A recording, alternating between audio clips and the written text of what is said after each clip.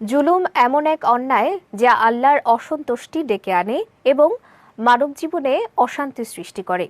দুনিয়াতে জালিম পার হয়ে গেলেও আখিরাতে তার কোনো রেহাই নেই।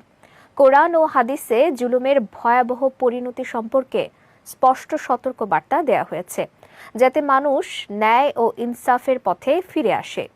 বিস্তারিত ডেস্ক রিপোর্টে। আরবি শব্দ জুলুম অর্থ নির্যাতন, অবিচার ও সীমা লঙ্ঘন। কারো ন্যায্য অধিকার হরণ করা, প্রাপ্য থেকে বঞ্চিত করা, বিনা অপরাধে কাউকে কষ্ট দেয়া কিংবা তার জীবন, সম্পদ ও সম্মান নষ্ট করাই হল জুলুম। আর যে ব্যক্তি এসব অন্যায় কাজে লিপ্ত হয় তাকেই বলা হয় জালিম বা অত্যাচারী। মহান আল্লাহ তাআলা ন্যায় বিচার ভালোবাসেন এবং জুলুমকে ঘৃণা করেন।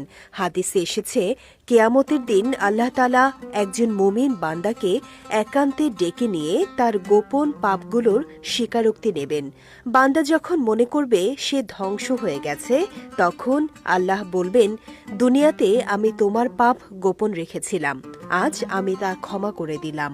কিন্তু কাফির ও মুনাফিকদের ব্যাপারে সাক্ষীরা বলবে, এরাই তাদের প্রতিপালকের ব্যাপারে মিথ্যাচার করেছিল। সাবধান, জালিমদের উপর আল্লাহর অভিশাপ।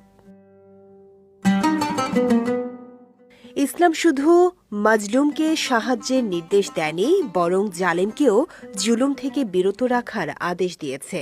রাসূল সাল্লাল্লাহু আলাইহি ওয়াসাল্লাম বলেছেন, তোমার ভাইকে সাহায্য করো, সে জালিম হোক বা মাজলুম। অর্থাৎ জালিম হলে তাকে অন্যায় থেকে থামাবে এবং মাজলুম হলে তাকে রক্ষা করবে।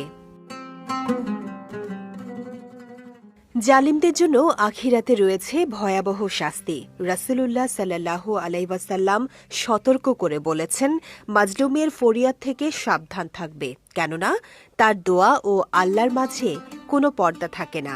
আর তিনি আরও বলেছেন, জুলুম কিয়ামতের দিন ঘোর অন্ধকারে পরিণত হবে।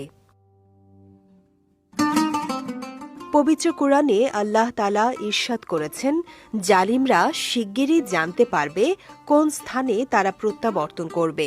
অন্য আয়াতে বলা হয়েছে, জালিমদের জন্য আগুন প্রস্তুত, যার লেলিহান শিখা তাদের ঘিরে ফেলবে।